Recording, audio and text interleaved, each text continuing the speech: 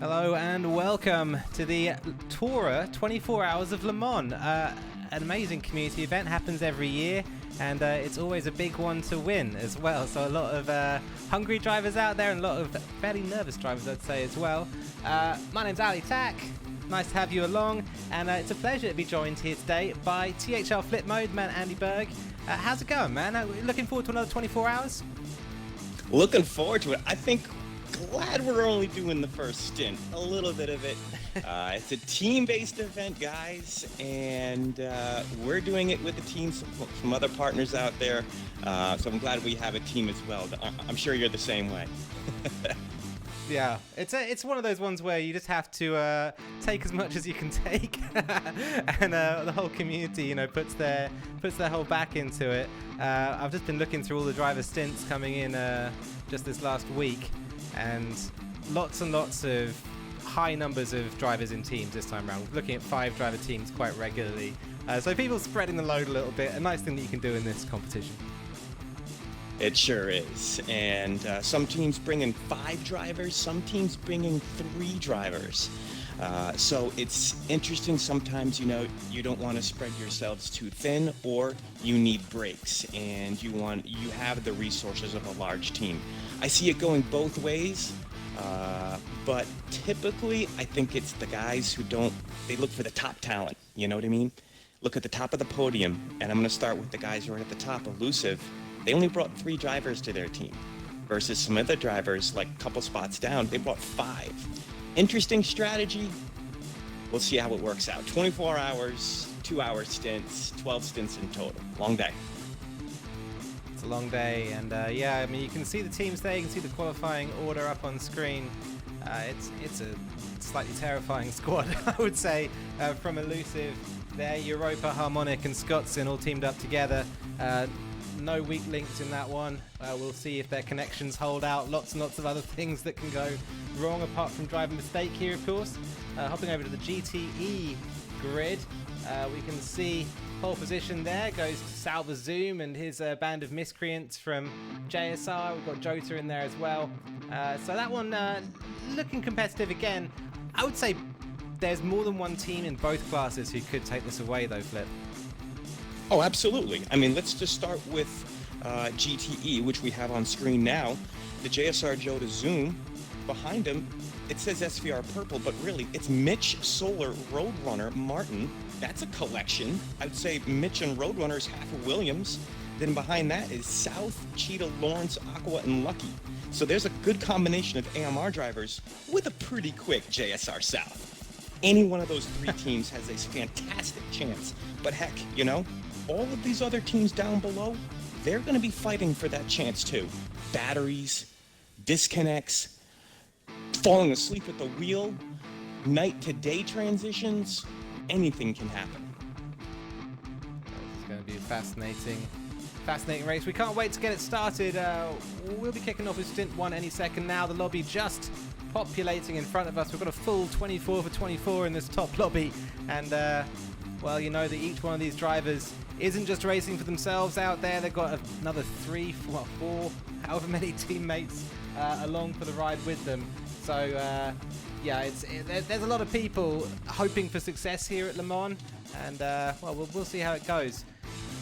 We've had a lot of 24-hour races in the last few weeks, though, Flip. I don't know how we've all still got an appetite for it after. We've had some Le Mans last weekend. We've got Nürburgring this weekend as well. Lots and lots of fun motorsport stuff going on right now. Yeah, this is the first one, though, for Forza, the community, I should say. A lot of people were watching Le Mans esports last weekend, but this is the first opportunity for everyone to really get their chance at racing the Circuit de la Sarthe. And obviously, we got a lot of teams. We got 7 LMP1s today. 14 GTE cars. They're hungry for their opportunity, and that starts right now, guys. Super cool. This race through long track, 8.48 miles of asphalt. Would you believe it? The cars will hit that out in a few minutes. It's a difficult track for overtaking if you don't have the top end to beat the cars around you on straight line speed. You need that speed to be able to get through the pack here. It's so much harder if you've got a car which is good in the corners, particularly in the GTE class. I think that's led people to choose the Aston Martin. We're seeing the top 3 teams there in the Aston. Flip, that's it says to me that the Aston surely is the preferred car here, the preferred choice. Yes, I would agree. We got 3 right up at the top, 4 in total. Alien Motorsports starting the grid in 10th. They've picked the Aston Martin as well. But the GTE has got a good collection of cars. We're also going to see the Porsche, the Ferrari 458, the BMW M3. We even got a Dodge Viper today, and a few Corvettes. So yes, at the top, it does look like the Aston Martin does seem to be the fast car, and that would make sense with the very long straight after Tetra Rouge, the Mulsanne straight. But don't count out some of these other cars. Clearly, the other teams liked them, and we'll see a good variety in the GTE class. I'm quietly hoping for another Ferrari win myself. I can't get over the 51 last week, taking it at Le Mans. Hopping back to the LMP grid just for a second or so. We didn't have a chance to talk about the cars there. We've got an old matchup happening here. It's Audi against Peugeot, I don't know, however you might say it. I think out here it's Peugeot though. Yeah, Peugeot. We practiced before the race starts. I'm sure we'll muck it up at one point. I got an interesting request here in lobby chat, Ali. If you want to switch to one of the cars on track that we'll be racing today, simply because I think that may affect the braking line that some of the drivers may see. So if that's something you can switch for us, that may help out some of the drivers. I think we're just waiting on one driver, and then we'll be ready to go.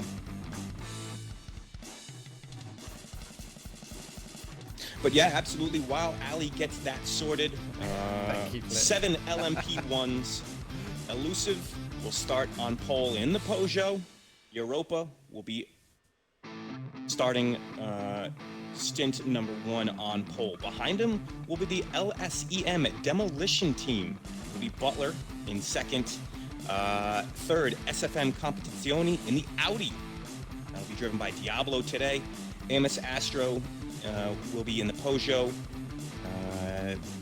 Behind the wheel will be Mead. Tech Life, also in the Audi, is TLR Scrublord. LSEM Lightspeed in the Peugeot, driven by Pigeon. And SSR Silver, this is a team we saw at Daytona 24 earlier in the year. Fun for us. We'll be driving the number 45 Audi. Awesome set of cars we've got out there. I think 6 from the 7, even 8 looking at it now. I knew it was an even number. 7, I'll go back to that one. LMP1 cars, and then I think 14 of the GTE cars, joining them on the field. So lots and lots of cars out there. Plenty of racing action to keep up with.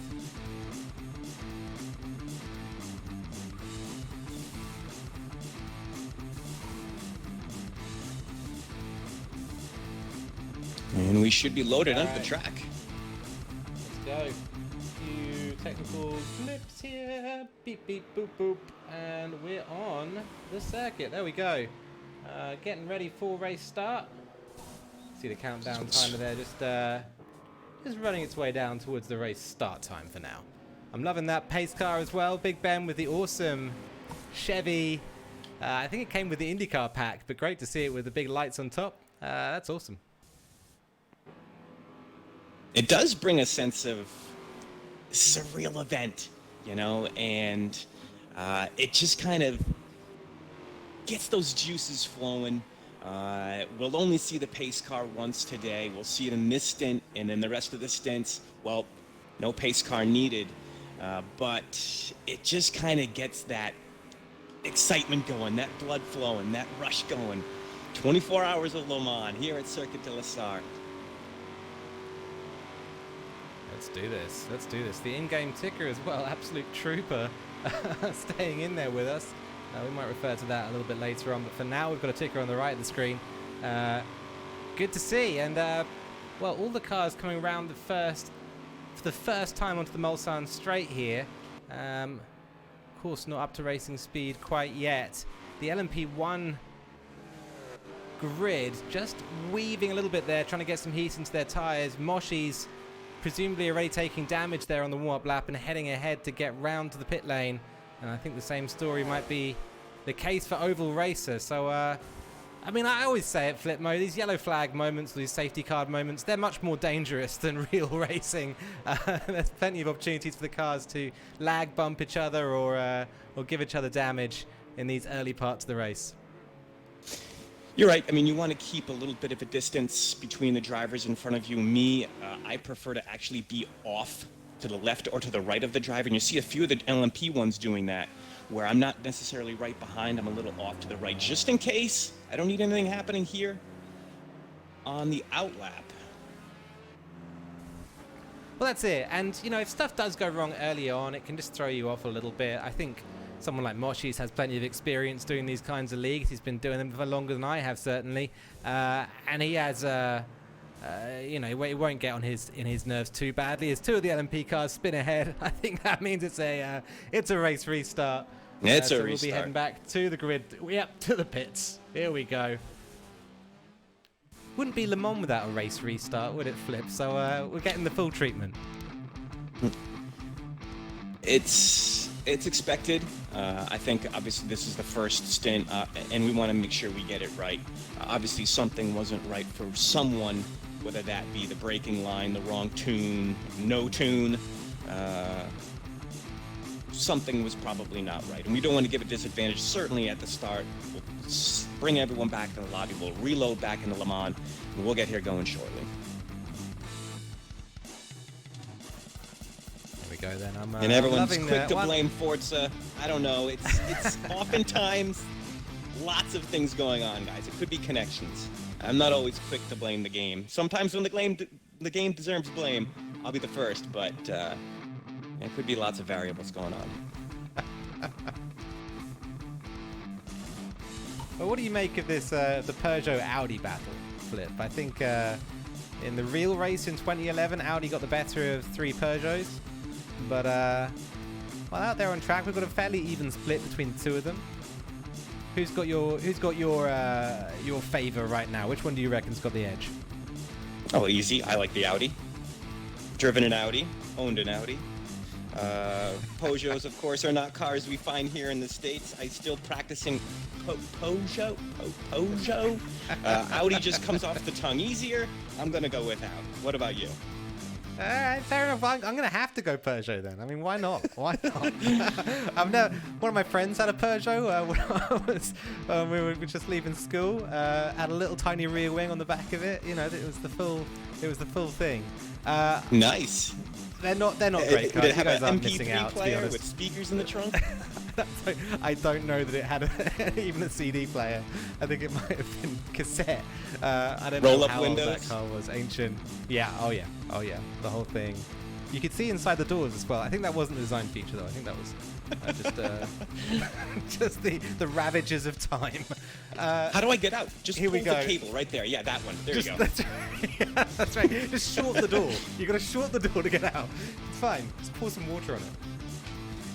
Here, my mirror's falling off. Grab that duct tape right there. It's in the glove box. Perfect. Faster, we're hitting junction. Faster. Here we go then. Second time Vaskin, booting round towards the start of the race. Looks like we're reloading the track, which says to me that maybe some of the racing lines are a little bit screwy there for one or two of the drivers. It's a tough thing when the racing line, you know, if it's loaded for a different type of car.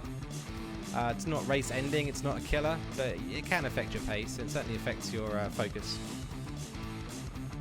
Yeah, absolutely. Because what happens in 2-hour races or long races like this, you lose your sense.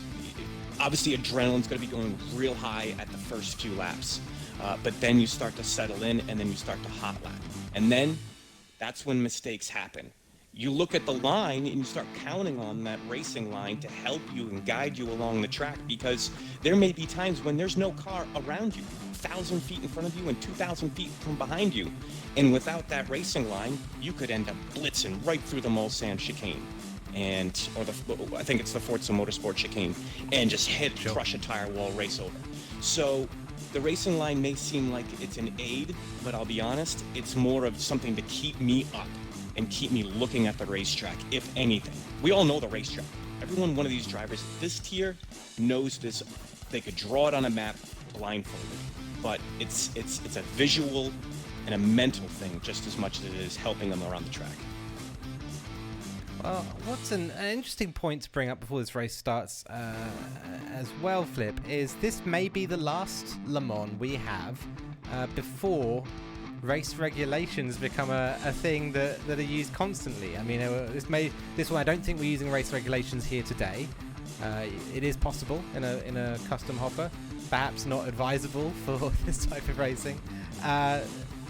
And so this may very well be the final sort of purely human adjudicated, I should say, TORA 24 Hours of Le Mans. What do you think? I mean, do you think that's likely, or do you think there'll always be human marshals here at these large endurance events? For TORA, I think this is an organization at the top of the community in hosting events like this. There will always be a human element. Obviously, Forza race regulations will be something that they will likely use when it's ready. And that tool will obviously be developed and get better and more accurate, but there will always be a human element. AI cannot measure aggression. It can only measure cutting and extending. That aggression part, yes, it still happens. Even in real racing, we see drivers just kind of lose it. So yes, there'll always be a human element. Right, that AI can't measure aggression. I'm going to get back in the lab, start making a robot for an aggression measurement. You're right, though. I think you're absolutely right. It does take a human touch sometimes. We saw just recently in Formula One, of course, very contentious stewards call with Vettel coming back on the track in front of Hamilton. And I don't think when you see a call like that it comes down to anything black and white. It comes down to who's there on the day, who the marshals are, and what their particular thoughts on those particular rules or that particular situation are. It's much more of a sort of art of judgment than it is a science. Well, we got to make sure everyone readies up, us included, and race ready to go. The rolling start procedure, we kind of saw a little bit of it the last time out. It is a full lap around Circuit de la Sarthe. We will go when they cross the start-finish line, and that's just after the Ford Motorsport chicane. They will cruise around the track 80 miles an hour, 129 kph. Extreme care obviously is taken during the warm-up lap. Once all cars are in position, they will be led by the pace car. They'll be in a 2x2 formation, and then it is green flag for 24 hours. Unbelievable. What a mammoth undertaking it is to get this race done. We're going to be heading trackside any second now, bringing you, hopefully, the warm-up lap and the run towards that line. So moving over to it. And we're on board with LZR Diablo from the Lazarus team. The only driver I've seen from Lazarus competing in this year's 24 Hours of Le Mans. And nice to see Diablo out there. Of course, previously one of the organisers at TORA. I don't think he still holds that mantle, but certainly still a competitor here and a fast driver in his own right. Absolutely. This was an FC driver, guys. He was an FRC driver. Made Mexico last year. London, you may want to correct me. I'm not sure if he made it to London, but certainly bringing skills, multiple endurance wins, tech wins, ASCC wins. A driver with a lot of experience, may not be at the pointy end of the LZR contracts, but certainly a driver to look out for today. That's LZR Diablo starting the race in third, and he'll be leading for SFM Competizione in the number 3 Audi. Having a little poke at old Diablo's contract there. I like it. Let's go. That sets the tone for the day. Let's hop on board with the guy. He's running with some of the SFM boys this time round. It's been cool seeing SFM going from strength to strength, and nice to see Diablo join them this time round. A few cars going past, I suspect. Again, this is cars with damage who are just popping by. An awful lot of them, though, flip mode. People getting caught up with each other here in the early parts of this race. And that would be confusing to me because we're going to go 2 by 2. There's no opportunity for them to come out of the pit and be with the race start. So if they're collecting damage now, they would effectively have to make their way all the way back around. So they've really got to hustle if that's what they're trying to do.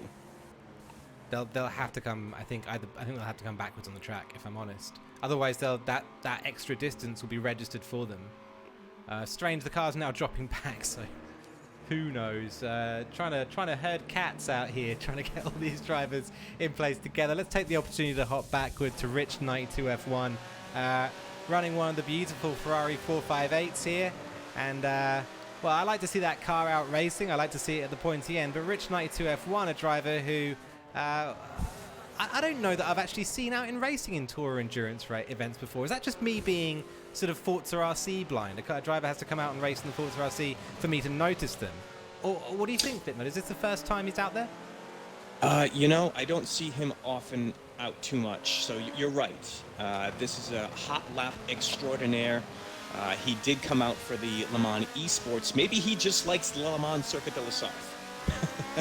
So yeah, could be. You know, but he's very, very fast, extremely fast. I want to see his race pace today. I want to see him operate around a lot of GTE cars. He's got a lot of them, 14 of them today to drive around. So that's what I'll be watching for from him. He's right in the middle of this pack, starting in 6th. Just great to see one of these 458s still there. This is a revisite, I think is what they call it, TORA. We're doing a little bit of a vintage Le Mans this year, using some of the cars from 2011 and from that era of GT and sports car racing. You can see up ahead the old LMP1 cars before the LMP1H regulations came along, and these GT, are they called GTE, GTC? Someone will know on the chat, but they are a little older, some of them. Sadly, we don't yet have the 488 in Forza. I wish we did. I wish I could sit here and compare it to that, but not quite yet. Maybe one day. I've driven a 458. Let me tell you, those things are so pointy. You want to point that steering wheel, and that car will go exactly where you want it to go. It's a beautiful car. The dual clutch, even, I mean, I drove, well, I don't know how old the car is, but it was easily 10 years old, and the car was still like a dart. You pointed it, and that's where it went. Great car. Sounds beautiful, too. Wow. Incredible with the engine right behind you, I've heard. Awesome to have a chance to go do that. Whereabouts was that, Flip? Where'd you go? I raced, it was at an autocross track, so I didn't get a chance to go top speed, but I don't think, I just danced between 2nd and 3rd gear. Didn't matter, it felt like driving a go-kart. Yeah. Yeah, right. That's awesome. That's still sick of that. I remember getting out of the car. Let's get back up to the front. I remember getting out of the car quickly, and I said to my fiance, babe, how fast was I going? She goes, you weren't going very fast. I'm like, oh, okay. Let me tell you, though, it felt like I was flying. About 5 miles an hour. Yeah, I know, right? Okay, where are we right now? Hop forward, we're with LSEM, the Butler. 2nd place in LMP1 as the cars come through the Porsche curbs for the first time. Porsche curves, even. And, well, they'll be starting to think about that race start moment, about that run out of the final chicane and up toward the Dunlop curve. The Butler starting 2nd on the grid. He'll have a number 2 next to his name once the pace car peels off toward the pit lane. For now, though, the cars and the tension beginning to mount as we head toward the race start. Butler, the Australian, just coming from France, actually, last weekend. So he's a driver who knows this course well. He's had a week to prepare for this in the Peugeot. Look out for him. Europa on pole. There goes the pace car into the pits alley. We're ready to go. 24 hours. Cars side by side and running down towards that final chicane. Europa will be looking for an opportunity to get onto the throttle. All the eyes forward now, eyes up toward the Dunlop curve as we start the 24 hours of Le Mans here with TORA on Forza Motorsport 7. And the hammer is dropped. Europa flying down toward Dunlop with Butler right behind. All the cars filing in neatly toward the Dunlop chicane for the first time. High up onto the curbs there from Diablo, who has a little bit of a moment, little bit of a scrap with AMS Mead for 4th position. Looks like he's managed to just jump up 1 position there. These two still side by side though as we run through the first section and down towards Tete Rouge, and that's a knock. Diablo loses the rear a little bit. Mead keeps it together. And I think that all started with LSEN Pigeon flip mode. I think it was Pigeon getting into the rear of Diablo. Yeah, Pigeon hit I think a little bit of Mead, and then Mead hit Diablo. So luckily Diablo didn't lose out too much. Scrublord moves up. Diablo did not get a great start, but here we go. The first time look on the Mulsanne straight, and look at the draft. Here comes Diablo. Wow. Pigeon's got short speed. Either that's draft or short speed. That may be something to watch out for today. Pigeon getting dropped for the first time on the Mulsanne straight. Let's head back to the GTE battle. I know it's all kicking off in LMP1, but it's doing just the same back here, where the leader of this class is Williams Mitch right now, followed by JSR South. So he lost out 1 position there, I think, at the start of the race. Behind him, ESV Moshies is in 3rd. Am I right in seeing this? Because that would surely mean Salva Zoom. Where is Zoom? 20th position. I'm looking back down the field. We're on board with him now. Pole position sitter must have come to grief. There are scuff marks all over that Aston Martin, and right now way back in his class. No damage to Zoom, so there's good news there, but clearly an off happened here early in this track. He dropped all the way from pole. He was your pole sitter in GTE. Now he's going to fight his way through this field. Plenty of time to do it, but not the start the JSR Joe the Zoom team wanted. Not the start at all. You can see that beautiful tribute livery they're running to the noticed Aston Martin GT cars out there. Dressed up, this one looks a lot like it, doesn't it? I never realised how similar, in a sense, the latest Aston was to the previous ones. Zoom, I'm sure, will come back up through this pack. For now, though, it's a little moment to breathe, perhaps, for those cars running at the front of the GT category. JSR South, Williams Mitch, both of the Aston Martins there, and ESV Moshies chasing along behind in the Porsche RSR. That Porsche flip mode, a real match it looks like for the Astons. I'm surprised to see that. Oh, and that's the big difference here today. The hot lap, the qualifying session was get the fastest time possible. Now, that does not matter. It's about getting this car around this track clean for long distances, for long times. And obviously the tune's going to change from the hot lap qualifying session to now. I expect big changes. So yes, the Aston Martin was fast coming into today. Will it be fast the rest of this race? Let's find out. It all comes down to that consistency, the momentum, how well these drivers can swap over between each other, how much practice every individual's put in, and every team, at the end of the day, only as strong as the drivers who represent it. Moshi's having a little look at South earlier on in Arnage on this lap. Didn't quite manage to get through there. He's going to have to be, I think, quite insistent to get past as he loses the rear there. Coming out of Maison Blanche, unbelievable that he managed to keep that car together. Loses out 2 or 3 car lengths, but I think that's a small price to pay flip mode for what looked like a very close incident. I mean, he was starting out this race in 5th, moved up 2 spots, find himself in 3rd, started to get to the back of Mitch and South, excuse me. But boy, a slight little mistake there. Got the car on the bumps, unsettled the car, and almost lost it. So really a good save, but got to settle down here. If you're Moshies, you've had a great first lap. Get back up to speed. That's right. Don't get yourself caught up with a Rich 92 F1 or Oval Racer. That second pack that Moshies has sunk back into now. Let's head back forward to the lead of this race and check in with our leaders. It looks like Europa, the driver who well, just ahead of LSE and the Butler. We're on board with the Butler here in second. Looks like Europa's managing to pull a little bit of a gap out early on in this race. Not entirely surprising, given his pace in these LMP1 cars, but maybe a little bit disappointing. It'd be nice to see a little bit more of a battle in these LMPs. You know, you want to find a battle, you may want to drop down to Rich 92 F1 alley right now. On the Mulsanne Straight, we're almost 3 wide. Oval Racer, Servi, and Rich. And someone's going to have to break here. Wow, these cars darting around. Servi hits the inside wall, loses it. Big loss there from Servi. Very unlucky. We see Rich 92 F1 head on by, an Oval Racer as well. I wonder if Moshi's was caught up there at all. This is the pack that sort of concertinaed together after Moshi's made that mistake at the end of last lap, pushed all these drivers into close proximity with each other. And, well, that's what happens. That's what you get. I mean, you don't want to be the driver in the middle, ever in that scenario. You want to be the left or the right. And in the middle, you just get cars. It's difficult to manage your racing line when your space is that limited. You always have the ability to go a little bit off track when you're on the right or the left. But in the middle, that's a difficult spot to be. Unbelievable, just ping-ponging between the wall and the other cars. We're on board with Servi here right now. In fact, let's get the damage up in front of us and just check. Absolutely no damage from there. Bit of a clash of overlays there. You'll have to excuse us. Servi, no damage. Back on the road. The M3 doing fine. Drop back to 13th overall.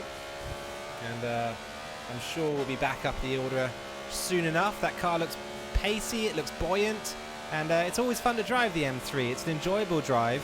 Of course, a little bit nerfed here for this event in order to be competitive against some cars which perhaps naturally wouldn't be able to compete with it. But I think it's difficult. Well, I think it's difficult to erase the M3's character altogether, no matter what the build is. And it's a very enjoyable, very sort of pivoting GT car to drive. So a nice time here for Servi out in his first stint. And you know, surviving what could have been a disaster.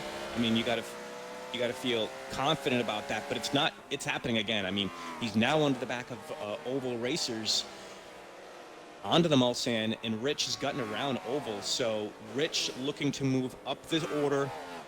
Started today in 6th, and he is currently would be in what, 4th in class?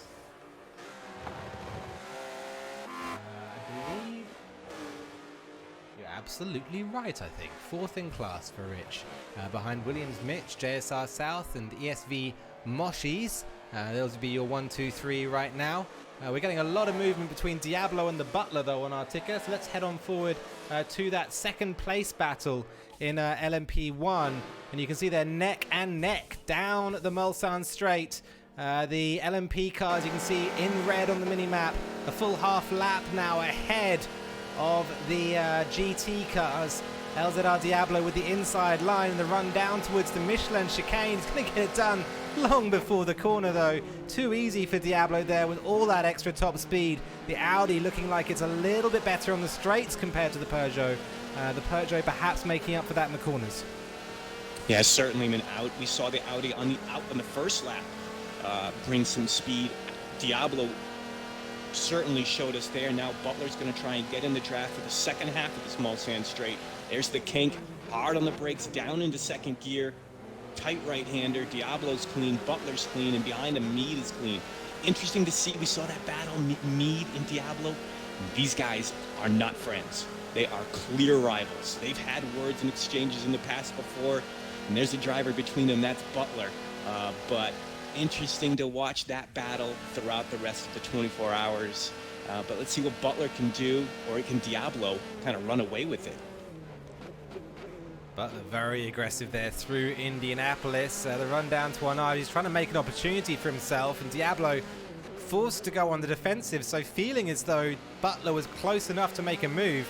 What a long journey it's been for Butler this last year or so, coming from being the rank underdog in all of these endurance events to now threatening the likes of LZR Diablo and really making it, well, look very, very convincing here as we run down toward the Porsche curbs. Diablo saying absolutely not. I'm going to hold my line. I'm going to run late on the brakes and pinch your nose onto that apex.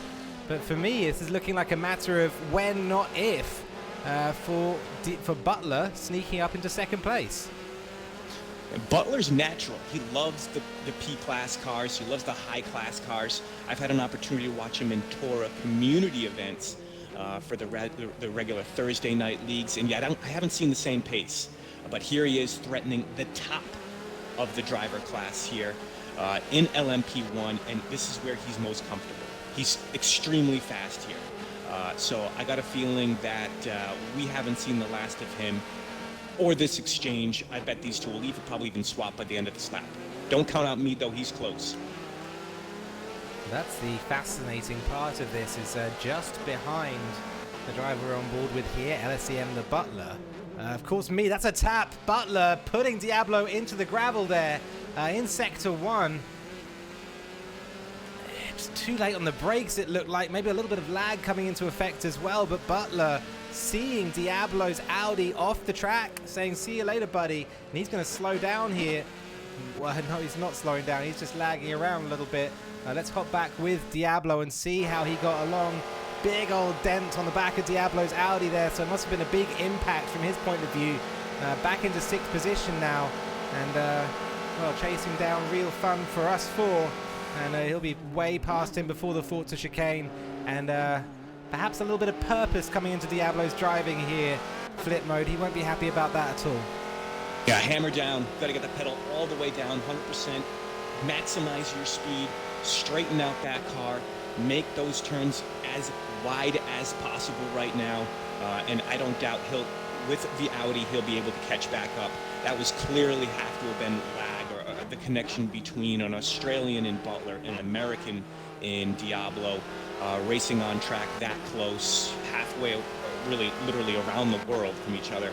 I guess there couldn't have been too much of a surprise to me that happened. But he's 3,000 feet lost, but settle down. He knows what to do. The two of them coming to grief up ahead. After that incident, the Butler has fallen into the jaws of another driver as he just gets out of the Mulsanne chicane there. The car squirreling around. We'll hop one back to Scrublord, TLR Scrublord, who's chasing down the Butler and is the only car sitting between Diablo and the man he may feel very aggrieved with right now, the Australian up ahead. Cyberpunk 2077. Did I say that right? 2077 livery on his car, as I forget how to talk. But not a name as well I'm aware of here, TLR Scrublord, but somebody up there and racing with the very top people in this class and keeping that Audi moving at a very fast pace. So someone hopefully we'll see in more community racing is Scrublord.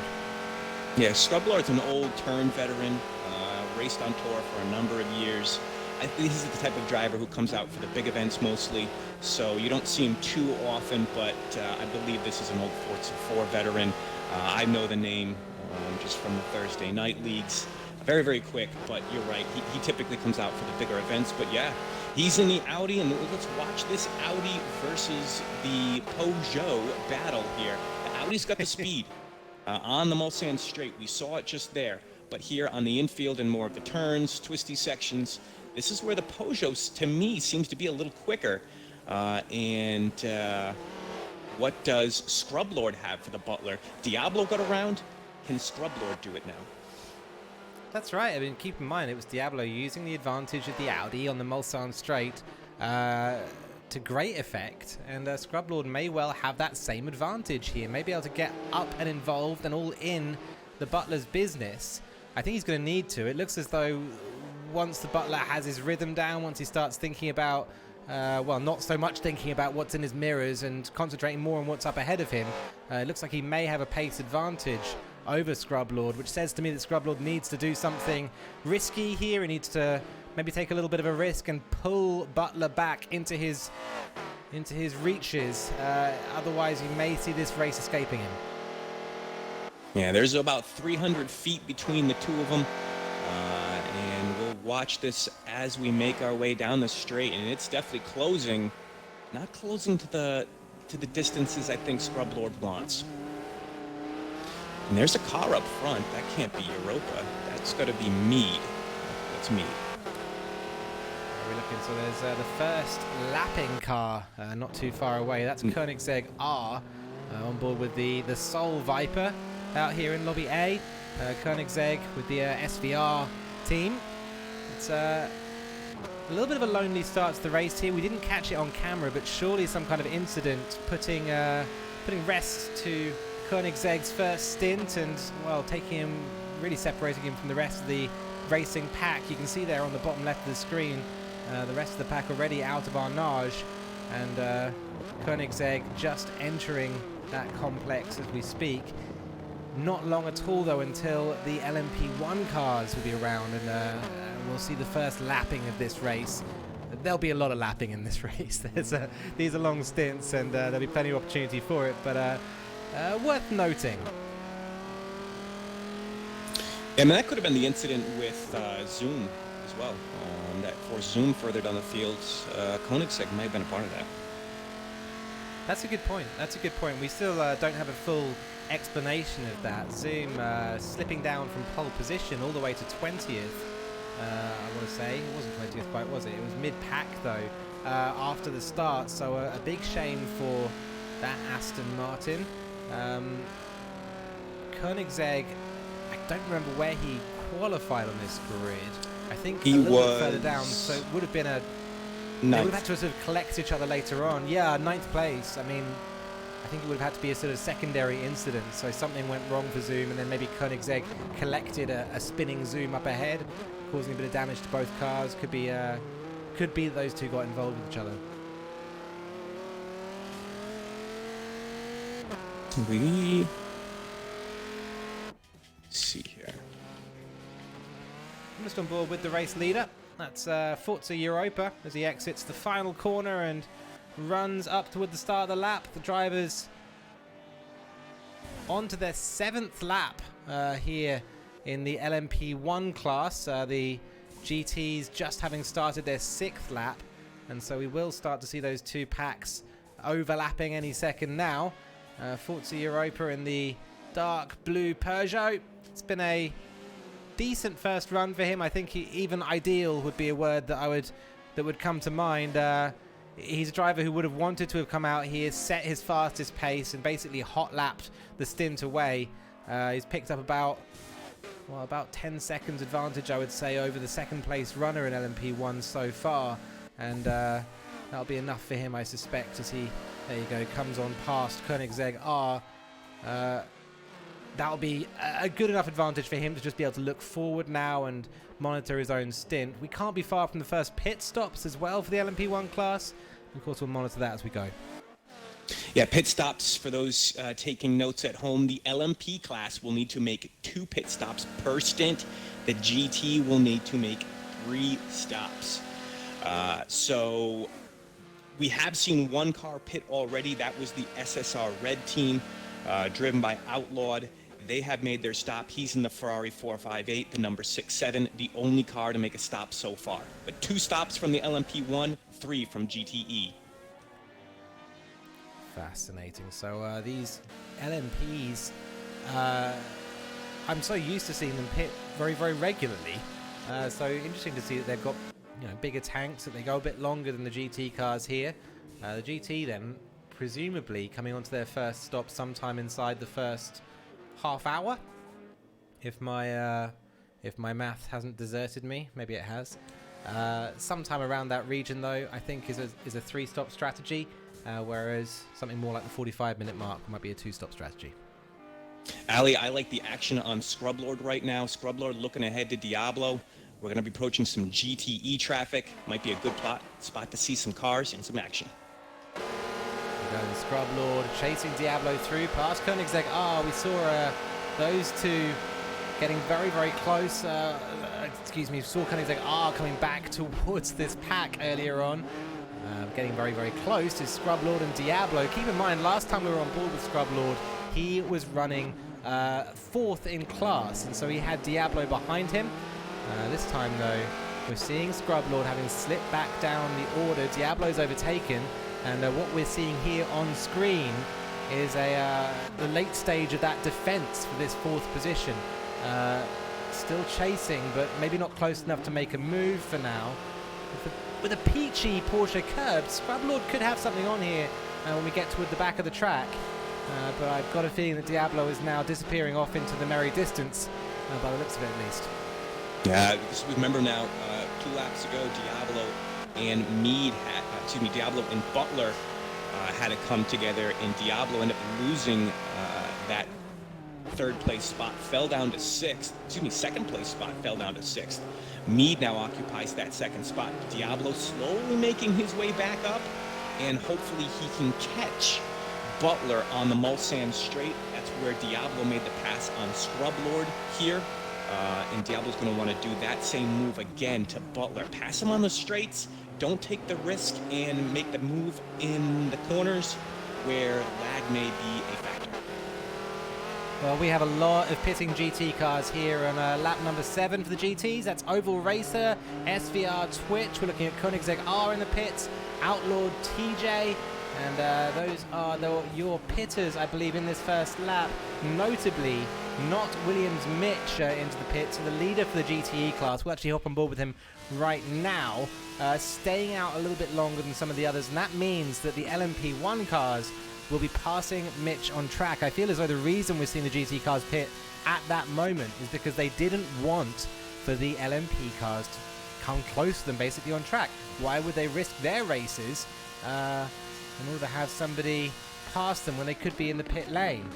Mitch taking that risk here in stint number 1, and we're on board with him, and we're going to see whether that pays off, how it pays off as Europa closes in the run down to the back of Mulsanne.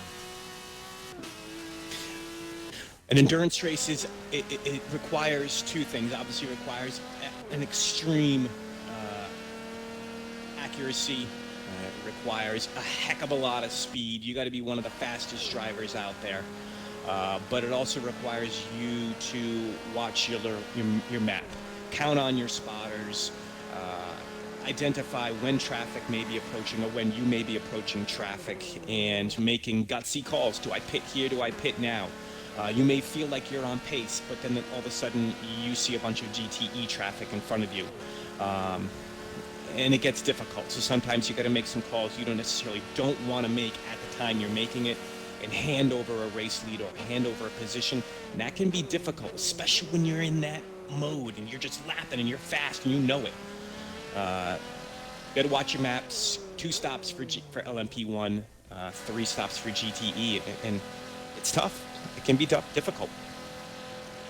For sure, and it's all about, as you say, not having that sort of that vanity. You're not saying to yourself, "Oh, I'm in the pits right now. I'm going to run this car until it's empty."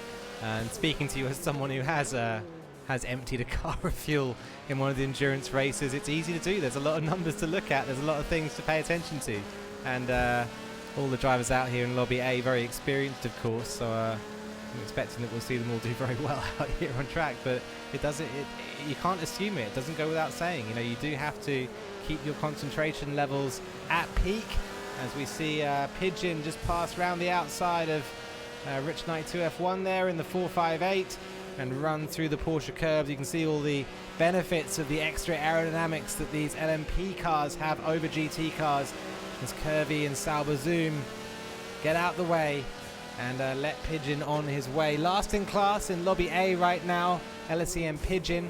Keep in mind that these cars aren't racing, well, this lobby isn't racing alone. There's plenty of other lobbies out there on track simultaneously. So if you're dropping back like this, if you're back in Pigeon's position, I think you can assume that there's some ghost cars up ahead of you. Maybe in Lobby B, the fastest runners there may well be further up the road than you are. I got to start thinking about pit stops for our leaders in GT3. GTE, excuse me, Mashis and Mitch, yet to make their pit stop. Zoom, remember folks, incident on lap 1, fell all the way down to last, currently 3rd in class, yet to make a stop, but 3rd, he's climbing his way back. Zoom, I imagine, would want to stretch this stint out as much as he can, and perhaps, maybe play a little mind games with Mashis and Mitch, but leaders in GTE yet to make their stops. Look for Mitch, Mashis, and Zoom to make those stops soon.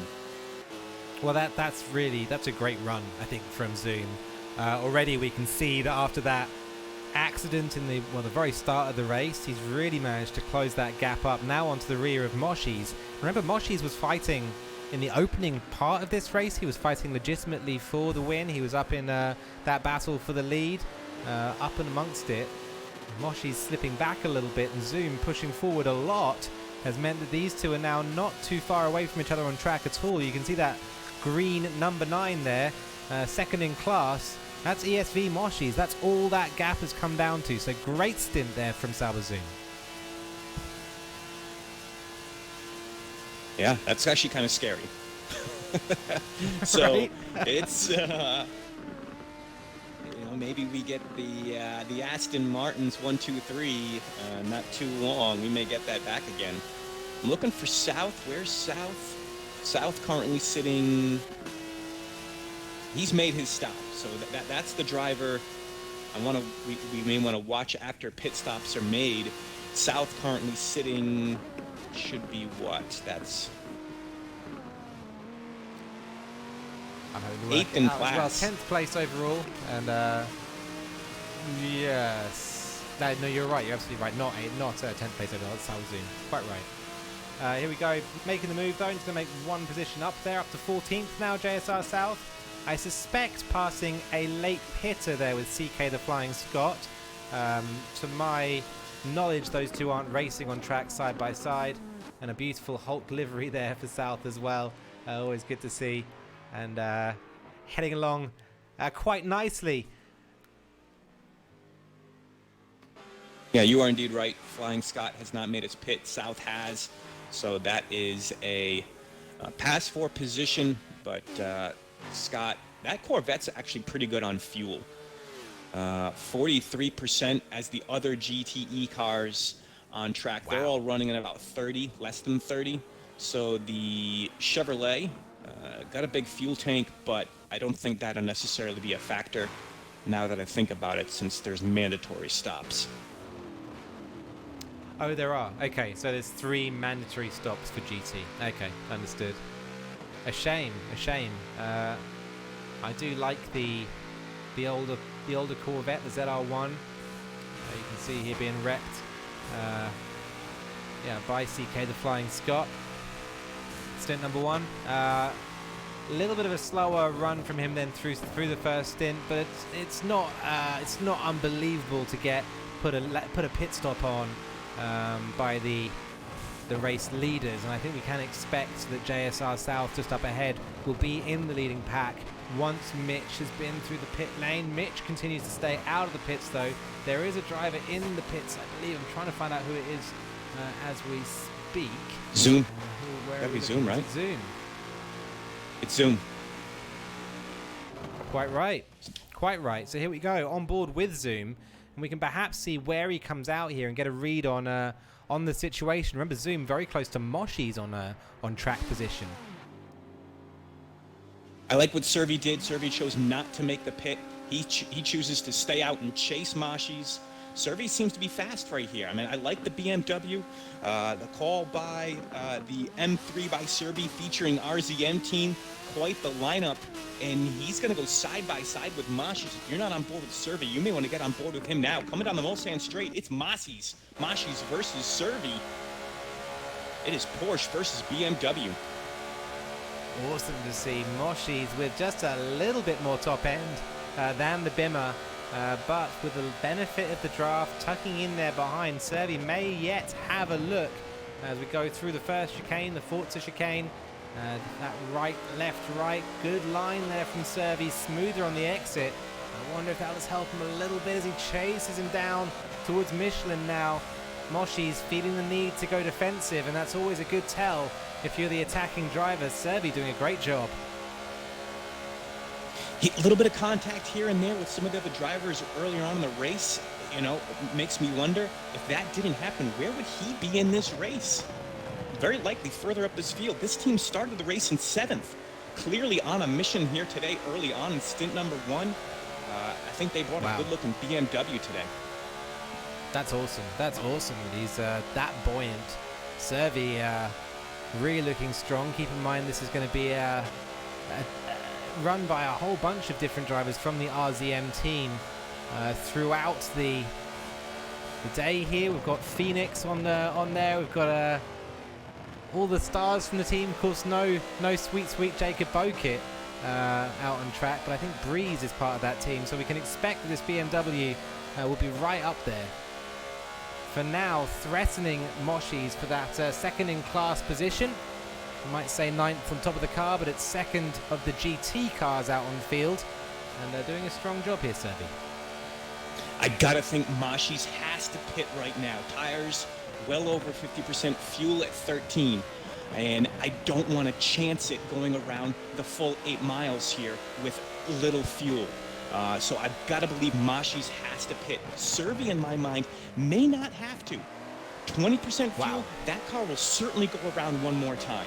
So this is where that fuel, yes, mandatory stops, but fuel isn't dictating when he stops. Right now, I think Moshies is going to have to pit. So right now the GT cars on lap 9, the 9th circulation around the track, including the warm-up lap. And then the LMP1 cars on their 11th lap, I guess the 10th lap in anger around the circuit. And so Moshies may be right on the limit of an extra lap, but I completely agree with you, Flipmode. I think why take the risk, especially when there are mandatory pit stops, so you can't save anything by fuel saving, and also when you've got a car nibbling away at your rear bumper like this in the way that Servi is. Surely Moshies is going to pull right, and he does. Servi follows him in, and the two of them file into the pit lane here for their first stops of the day, and this is of course the battle for second place in class. I think it's going to be worthwhile hopping back on board right now with Sauber Zoom. Williams Mitch has stayed out in the field, so the class leader remains out there, but Zoom might be all over that battle for second when they come out the pits. Yeah, Mitch goes out around again, and his Aston Martin, 20% fuel won't be a problem to get around one more time. So, I mean, maybe a different driving strategy, maybe incorporating some short shifts, maybe dropping the car into neutral on Mulsanne straight. I don't know, maybe getting tricky with it. But clearly plenty of fuel for Mitch. But yeah, you'll see Zoom way further back. So up the road there, you can see him just entering the Dunlop chicane. That's Servi and Moshies in the battle for second place that we saw just pitting. So Zoom still with a little bit of work to do to get in touch with that fight. Further up the field from all of these drivers is JSR South. He's in 10th place, highlighted right now on that mini-map in the bottom left. And then up the field from him, Rich 92 F1 and Williams Mitch, the only two drivers who still have not pitted. So that's the Ferrari 458 and the Aston Martin Vantage, staying out long in this first stint of the day. Rich's Ferrari's seen better. Back of that Ferrari bumped up, scraped, scratched. And we'll definitely need a pit here shortly, and probably asking for it, begging for it is that Ferrari. It is begging for it, and it's a beautiful car, and this is why we can't have nice things. So I've got to say about that. I like the miniature sticker as well on the bottom left of the car there. The number 53 sticker looks like it might be a post-it note, but good to see that they've popped it on there as the regulations demand. That looks like an afterthought. Like, oh shit, forgot about the the number. Let's get a number on there. We've run out of the big ones. We've only got a photo. Just print it off, stick it on. Yeah, ran over to CVS. Got any stickers? That's right. Let's get some gaffer tape while you're at it. But if I'm Rich, though, on a serious note, I mean, this is what he's good at. He stretch the car, hot lap, and why not? So see where he finds himself once he makes his stop. But if I'm Rich, do the same thing. It's opportunity to race the track, and that's what he's good at. Absolutely right. Other drivers who's perhaps better racing together are Servi and Moshies, and we should say Servi finally making that move stick. Moshies slipping back behind the RZM BMW now. I have to say, he has got a big old bump in the rear of that Porsche that does make you slightly wonder whether or not Servi might have given him a helping hand to get off the racing line. But Moshies, either way, back to 5th place in class right now and 12th overall.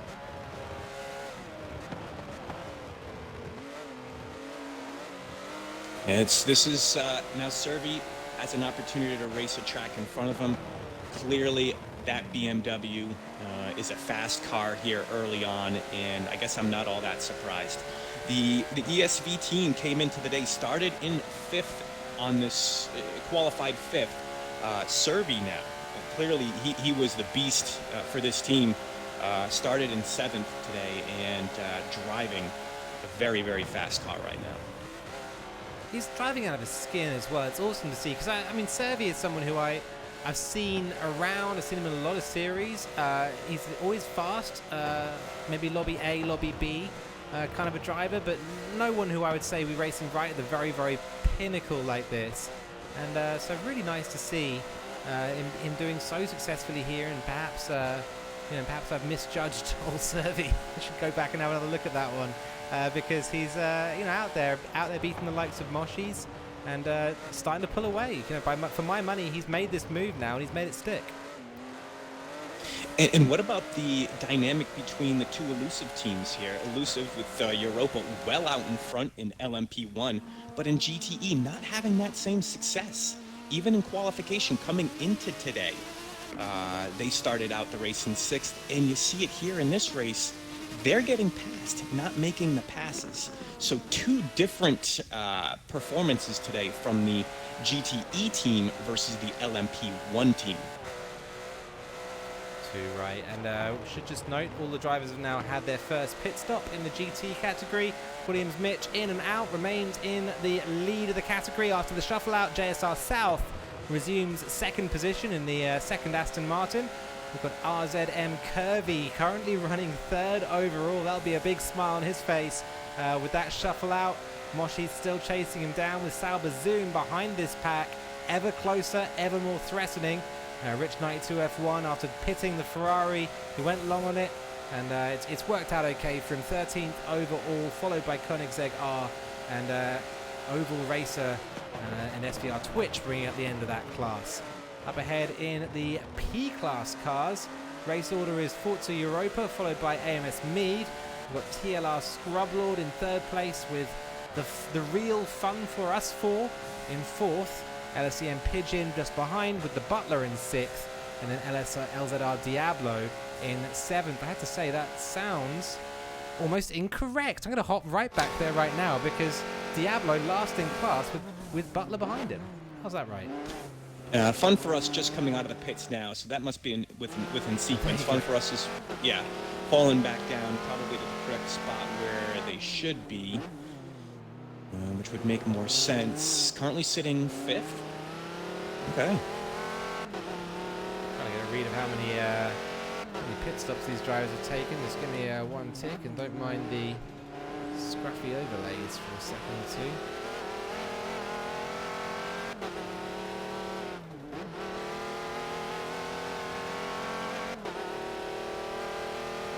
Well, that's a very interesting pit sequence indeed. But we're seeing Forza Europa stay out there in the lead. I think you're absolutely right, Flip, that they were out of sequence. The first pit stops then for the LMP1 cars is on board with 7th place Scrublord just coming on past Pigeon and taking 6th. I think all the LMP1 cars are on the same pit strategy at this point. I don't think there's any who have pitted while the others haven't. Just looking at the way the cars are dispersed on track, but I could be wrong there. What's your read of that, Flip? Certainly further down the field, they all have. Just making my way through and reading some of the ticker here. You are right. We are all on the same strategy. So where they are on track is where they are. It's Europa, Mead, Butler, Diablo. Fun for us. Scrublord, Pigeon is your LMP1 field. Bit of a surprise, though. Real fun for us. Someone we haven't talked much about today. Doing a great job. Doing a fantastic job there. Running 5th place in class up there in the LMP1s and repping it well. It's been forwards and backwards across this field throughout this race. Diablo especially has had a very turbulent race. Seen the ticker flash a little bit there with his battle with The battle just ahead of him, excuse me. That's the Butler up against Mead. So this is the fight for second place here, starting to heat up. I thought it was back and forth with Diablo, but actually right at the pointy end right now. And we're sitting on board with LSEM the Butler as he begins an affront against AMS Mead and hopes to be able to take that second position. And again, remember, Butler, that Australian connection, Mead, a British driver. So let's watch this. There was a factor earlier on in this race. Now we're approaching some GTE traffic, Ali. It's going to get real interesting. Check the brakes. Entice. Now in the middle of the track, it's going to slow down Butler. Butler's going to have to go the long way around through the Porsche curves. Well wide. Taking a look back, Diablo gets through clean. But clearly the winner there was Mead. That's tricky. That's a tricky spot. Mead there. A very tricky spot. Almost the worst spot on the track, isn't it? With the change of line between the left-hander there, the second left in the Porsche curves, and the long right of Maison Blanche. It's a tricky moment to judge when the slower car is going to change line, is going to move across track. Indeed, if they will do that, or if they'll leave space on the inside. I think somewhat as LSEM the Butler was hoping that Entice would. Quite within Entice's rights, though, it should be said, to occupy whichever bit of track that he wanted to. And yeah, right. Sadly, it was the same bit of track that the Butler wanted. Ooh, mistake there from Butler. He's going to lose some speed here. Now through Tetra Rouge, he's going to lose a lot of speed. And Diablo's Audi's going to get through without such an the need exhausting kind of a driver, isn't he, to race against Diablo? Because you just know that if you make one tiny mistake, he's going to punish you for it. Outlawed just getting overtaken by two LMP1s there. It's a real butt clench moment when they all come up to you in the braking zone. CK the Flying Scot. Not a lot of space there between the Butler and the tyre wall. He's making a meal of this overtaking. Let's get real here, Flip. I mean, the Butler, fast as anything, clearly with an open track, but strugglesville when he's coming past the slower cars. I mean, thinking back to earlier, about a half lap ago, in the Porsche curves when you were trying to get around the Scotsman, that's so much of a rhythm section, right? You don't practice the Porsche curves off the racing line. You practice it one way, and that's the fastest way. And when you're suddenly thrown off that rhythm, it's like a different track. You've never practiced it before. But here on the Mulsanne Straight, different story. Butler snaking his way through. You really almost, I guess you have to have a lot of trust in the drivers around you when you're in this class, and you just go for it. You don't think about it. It's reaction. There's really no thought process. Rockbow getting past there by the LMP1s, LZR Diablo. You can see that sim steering on the front of the Audi, causing the front tires to flare up as he pushes through the Indianapolis section. Up ahead, SSR Oval Racer, the next GT car to, well, it feels like getting in the way, but they're of course having a very legitimate race of their own. It's the next GTT car to get lapped for the second time. The 14th lap is what we're on right now with the LMP1 cars, where the GTs are on their 12th circulation around Le Mans. The Butler closing up again onto Diablo. Man, you can just see the difference, huh, Ali? Between the Peugeot and that Audi, particularly in this section. It gets it loose there. Unbelievable. And shades again there, Flip, of that moment, that crash we saw earlier on between these two drivers, Diablo and the Butler. It was in the first section of the track, the first sector. But that kind of a moment when late on the brakes, the Butler had a little lag moment as well and put Diablo out into the grass. I think Diablo right now will have a very concerned eye in his rear view mirrors, thinking, I've just made up all that space. I've just come back from that last time you put me in the gravel. Don't do it to me again. Let me run my race. Let me go. No, he's an emotional guy too. And you know, he's thinking about it. Butler, he's like, I'm not lagging, you're lagging. Diablo, no, he knows who's lagging. Diablo, I know, has got a pretty good connection. It's just clearly the difference between the two locations of the drivers, but you're right. One driver is clearly thinking about it, and one's not. Does that play a factor here? It looks like Diablo now on the Mulsanne straight. Can he separate himself here? Peugeot in the draft. Is it going to make any difference? Doesn't look like it. Now let's watch Diablo and Mead. Again, that rivalry. We're going to see it again, Ali. We're going to see it again. That's awesome. That's awesome. Here we go. Closing up the gap now. Rich 92 F1. That beat up Ferrari 458. It's been running a little bit of a lonely race out there. But he'll, I'm sure, find some more trouble later on as we go. For now, the whole Ferrari team can just have a little sigh of relief, have a little breather moment.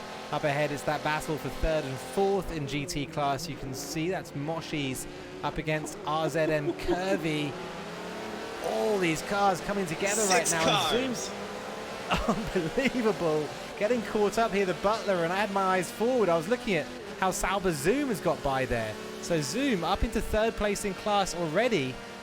He must have closed that up very quickly, or perhaps an incident between Curvy and Moshi's, because I have to say, Zoom was way out of touch last time we checked in. He was clearly getting faster throughout this stint, but that was Mead, Diablo, and Butler playing a game of Tetris trying to get around those GTE cars. That was something to see. Here we go, the next challenger for second place. We've already seen the fight between Mead and Butler. It didn't work out in Butler's favour. Butler's dropped back now, and Diablo taking his turn to challenge for second for best of the rest after Europa here in the LMP1 class. Through Arnage, past the Roadrunner barrier on the left-hand side. Everyone cross your chest and say rip. And up the road we go toward the Porsche curbs. 15th time of asking here in the LMP1 cars, and that gap is getting smaller, noticeably smaller, between second place Mead and third place Diablo. JSR South get caught up with him as they split south. That would have been a moment for the Scotsman. Gets away cleanly just about, and they're heading now through the last sector here, and up ahead the leader of the GT class, Williams Mitch, will be thinking, maybe I can pull it into the pits, maybe I can get out of the way of this because things are getting crazy. That's a diaper check moment for JSR South. Sees LMP1 cars going to the left and to the right of him. My goodness. Wonder if he's got his mirrors left. Two scrape marks with different paint colours on either side of the car. That's a story when you get back to the pits. But what a story here. Quietly, in the LMP1 class, it's Europa. Ben by himself. Mead goes deep here in the Dunlop chicane, and surely now Diablo, this is the closest he's been in quite some time. The battle for second place is on in the LMP1. Let's watch this Mulsanne straight. What does the Audi have? It's been forwards and backwards between these Audis and Peugeots. I think depending on the tunes that these drivers are running, Diablo has looked like he's got a little bit more top end than a few of the other guys out there, but Mead with a sweet run through Tete Rouge. Up the road he goes. And I've got to say that almost looks out of range already for Diablo this lap. Prove me wrong, I'll be happy to be wrong, but that's a lot of car lengths. You know what it tells me? I think that tells me that Butler's tune, the LSEM Peugeot, I think it's a different tune, a different gearing, because the AMS Peugeot looks like it gets up to speed a little fast. Maybe they're reaching, they stretch the gears a little longer, where the AMS car, I have a feeling, gets up to speed a little faster, but here we go. I mean, the Audi does have a few extra MPH, a few extra ponies in its disposal. It's that diesel engine as well in these Audis, and you can hear how low revving it is, especially on Forza. It's all about short shifting those diesels, and it almost sounds, I mean, the revs are so low coming out of some of these corners for Diablo that it almost sounds like the car is bogging down. I'm sure it's not. I'm sure they have this thing geared to perfection around the circuit, but the engine note is very confusing to listen to in this this 2011 Audi LMP1.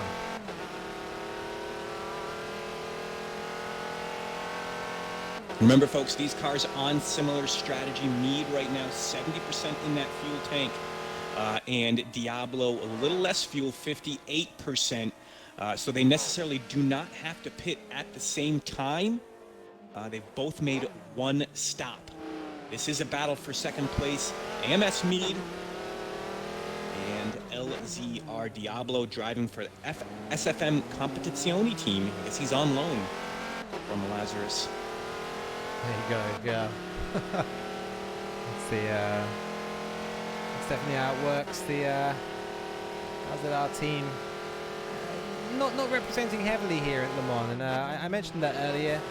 Love to see the other drivers coming out though and racing some of these endurance races again. I've definitely seen them all out in the past, so nice to see that again in the future. For now though, Diablo holding down the fort. And once again, reeling Mead in.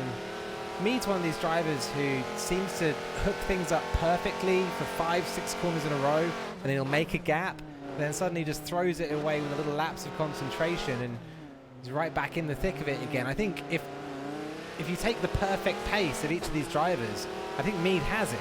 He's just a little bit too inconsistent.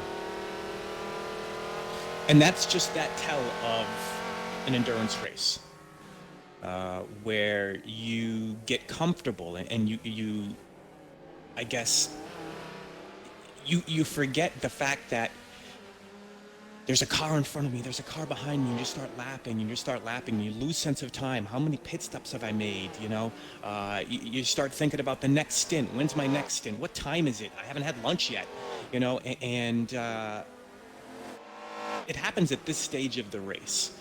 So right now, Mead, maybe he's struggling with that a little bit, but I don't know. I mean, it'll certainly get woken up once he sees Diablo side by side with him, and you might see that right here.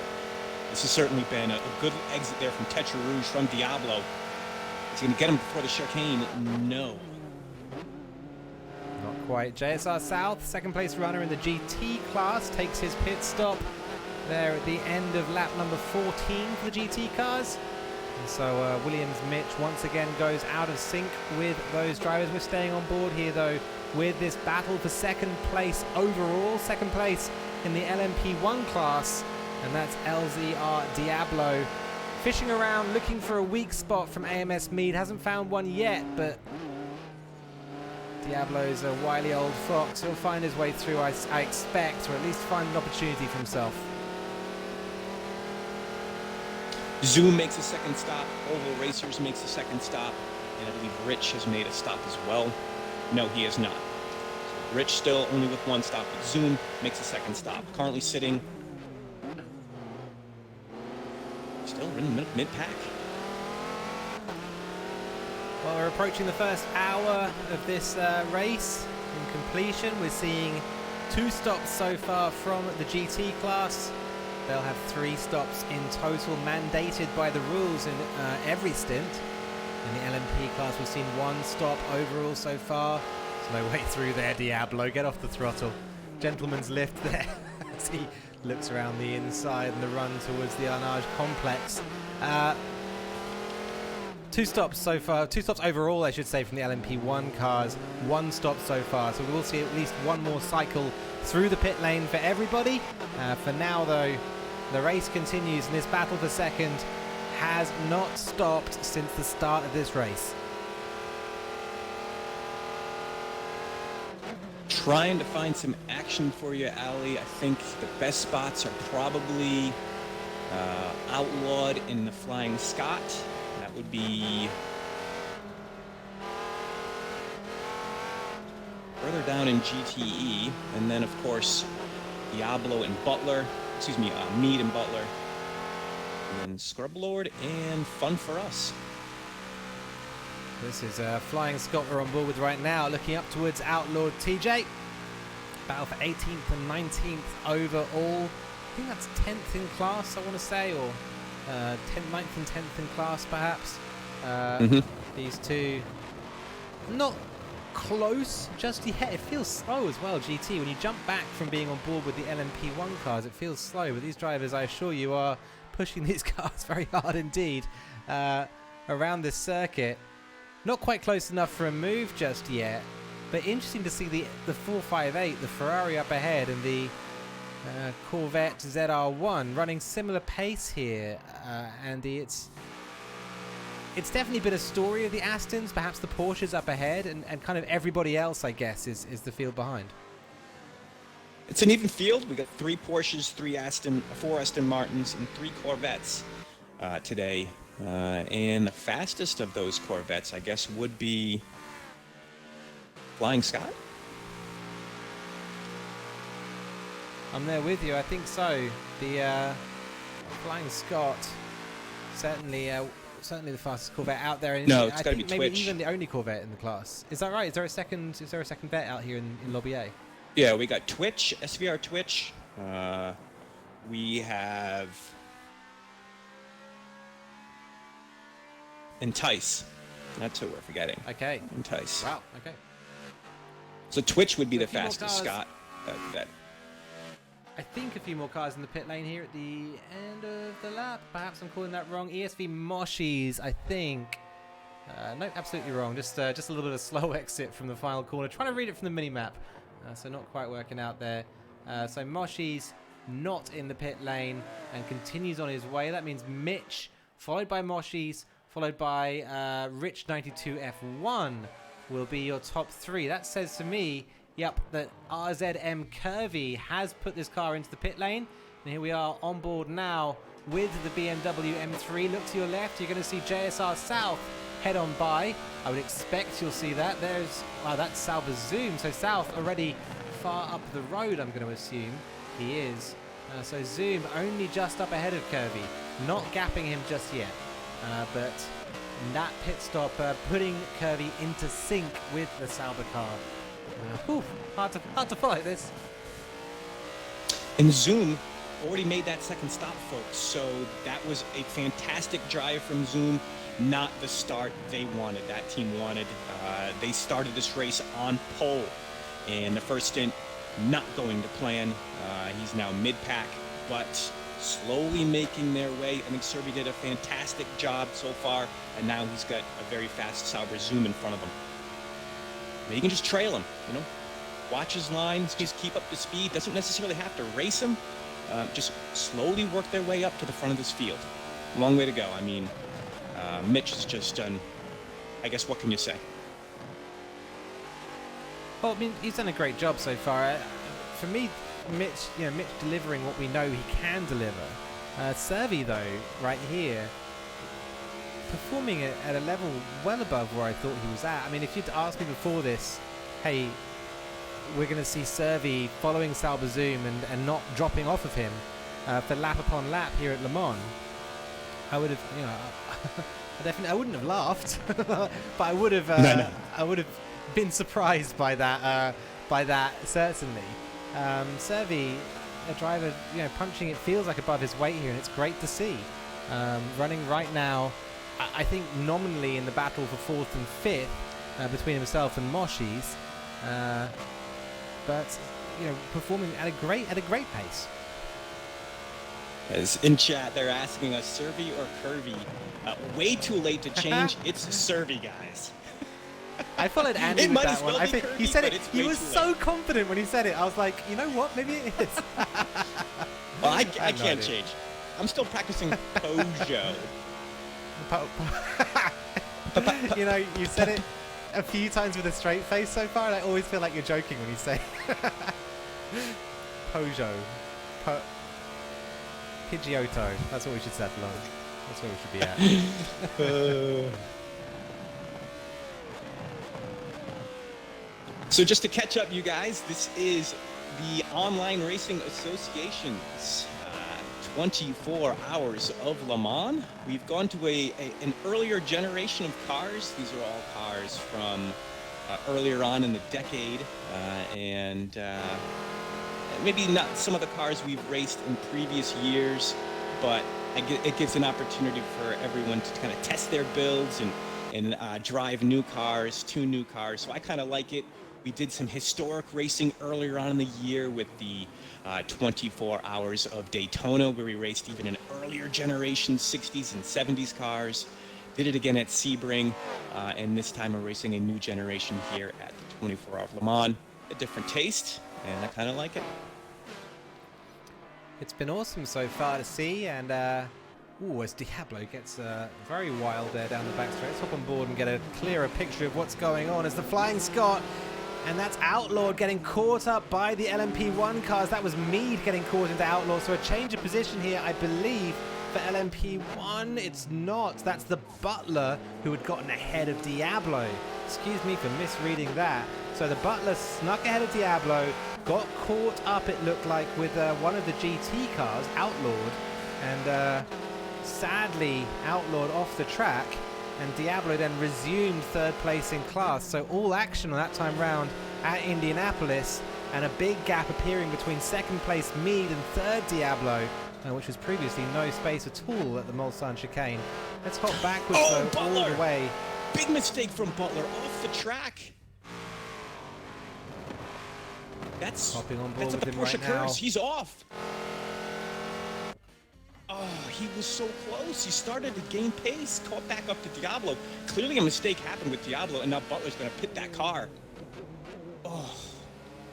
Nightmare for Butler. I mean, from my reading of what just went down, that is a nightmare for Butler this lap. Lap 19 of 20. He'll remember it. 19 with a bullet, because Butler catching himself up with the GT cars, another error later on the Porsche curves, and spoiling what had been a very sweet stint so far for himself and his team. Through the pit lane he goes, splash of water on the face, and tries to forget about it. Back behind him, somebody who can't forget about it is Outlawed. Look at that banged up 458. That's what happens when a car with very different speed profile approaches your rear. And a little bit of repairs there for that car, and he'll be back on track. But rough run there as well for the Ferrari, and a lucky one, I think. Was it the Flying Scot? I think it was, who looked like he got caught up there, but just about escaped in the ZR1. You know who can take a deep breath right now is Diablo. Suddenly he's got space between himself, Mead, and Butler. But now, can he settle down? I mean, this is a guy who hasn't had a chance to settle down today, where everyone else around him has had that opportunity.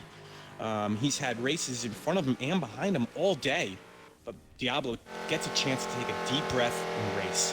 He'll have to make a stop soon, though. Too right. 24% fuel. He'll be happy for that as well. He'll be happy for a chance to just get us some momentum down, to get as you say, get settled into the race, get his rhythm, and a little bit of a gap up ahead to Mead. I think he'll be hoping to close that gap in by the end of the stint.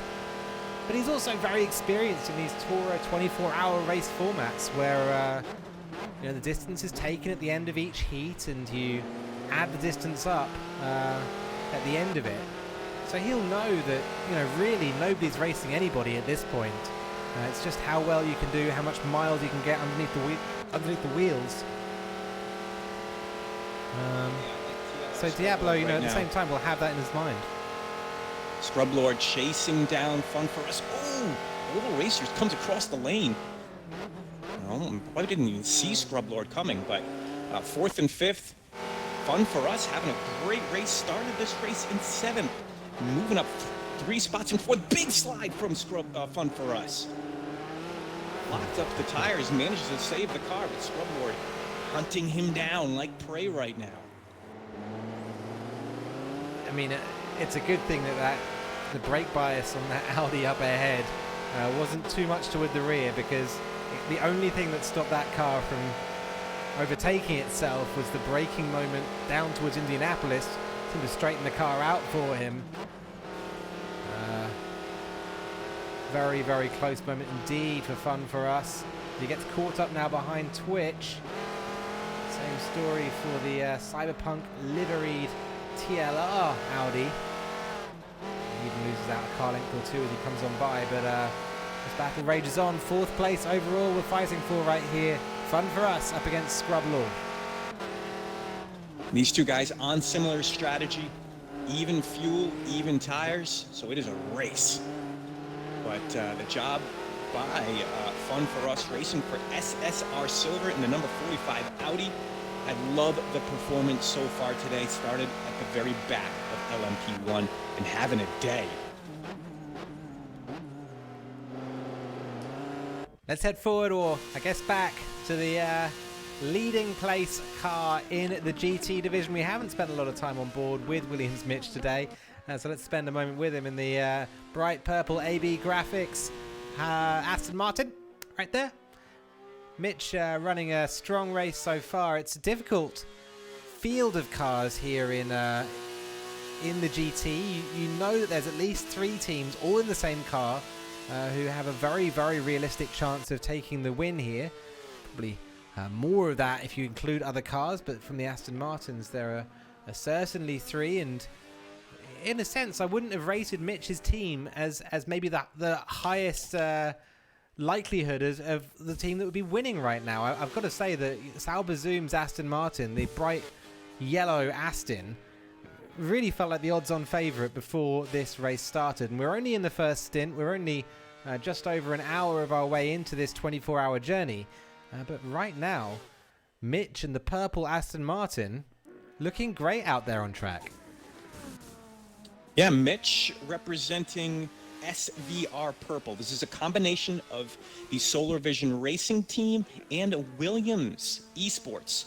So this team is made up of Williams Mitch on screen right now, SVR Solar, a veteran, Williams Roadrunner, a former Forza Racing Championship winner here at Le Mans, and Martin, SVR Martin. So 2 teams combined together. I know the team says SVR Purple, but you're right. The odds-on favorite, Vegas loved JSR, Joda, and Zoom team. That was Zoom, Zermatt, Venom, Caraviator, and Savage. I'm not sure if Savage is a name change I'm not familiar with, but that's 4 Forza Racing Championship drivers. I think Savage is Bokit. I think it is. Bokit recently jumping from RZM to the JSR team. I believe JSR Savage is Jacob Bokit. Might get told that's not the case. Never. That's right. Yeah. No, me neither. Me neither. Yeah. I don't think he likes to race on YMTV. That's right. Yeah. He does most of his racing elsewhere. He's big on Project Cars. Sauber Zoom, a difficult stint. In a sense, it's been the story of this stint, and we missed it. But Zoom slipping off the track right at the start of the race is real fun for us. Gets himself in some trouble there. Scrub Lord. This is actually the battle we were on board with not long ago at all. So the battle for 3rd in class. Real fun for us there with a little mistake through Maison Blanche, slipping down 1 position, so off the podium now. But Sauber Zoom break. Sorry, go ahead, Ali. I was just going to say Sauber Zoom, slipping back at the start. That's really the story of this stint, because in a way the favourite completely falling out of the running. Yeah, I would say that's definitely been the story, the big story so far, and certainly in GTE. But breaking news in LMP1, courtesy of one of our marshals, Darkser, LSEM the Butler. We saw that incident about 2 laps ago. 5,000-foot penalty for an avoidable collision, or causing an avoidable collision. So a big penalty there from the LSEM team. Their day started out great, 2nd place on grid, but a 5,000-foot penalty is going to be devastating for their chances today. What a shame for that team. 5,000 feet, what does that work out to? Is that 10 seconds in an LMP1 car? Probably even more than that, isn't it? That's a very lengthy penalty. Unbelievable. It's lengthy. I mean, I can't, don't ask me to do math right now. I have no idea how logistically how that works out, but 5,000 foot is a huge amount. I understand this is a long track, but typically in these endurance races, these races are separated by typically less than a mile. So even over the course of 24 hours, 5,000 feet is huge. There's going to have to be some major circumstances for them to make that up. But stint 1, there's 11 more of these to go. Very true, very true. Plenty of time left in the race, and we'll have to wait and see how that comes along. We've got a huge amount of racing to go. Me and Flip are going to hop off at the end of this stint, but we'll join you again. I think myself and AMR the Hulk, in fact, will join you again just before the end of the race, stint number 12. So we'll be back with you tomorrow. For now, we'll continue, though, through stint number 1. A little moment to rest the graphics here, though, as the poor old graphics PCs had quite enough today. Yeah, I was just online with Butler, and another mistake locks up into the, I guess what would have been Indianapolis, goes off track, gets it back on, but clearly he's shaken, got to get it together and just start lapping. Don't concentrate on worrying about positions, just start racing. It's a distance race. Today's races will be measured in distance. How far did you go in stint 1? How far did you go in stint 2? Add that up. How far did your teammate go in stint 3? Add that up. It is not first place in this race, second place in this race. Add those points together like we saw last week. Completely different. Get it together. Calm down. Take a deep breath. Pit if you have to.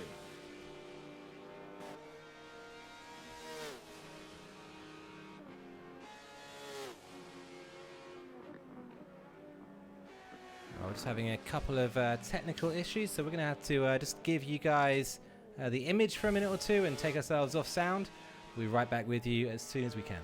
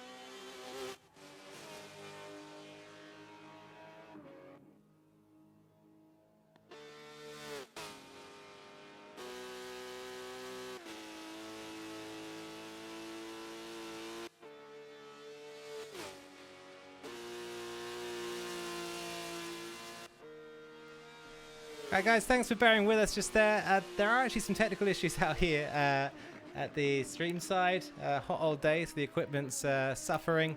So what we're going to have to do is end the stream about here and point you guys over towards Solar's stream. Always great to get on board with SVR Solar. So do please hop on board with him and stay on with the racing that way.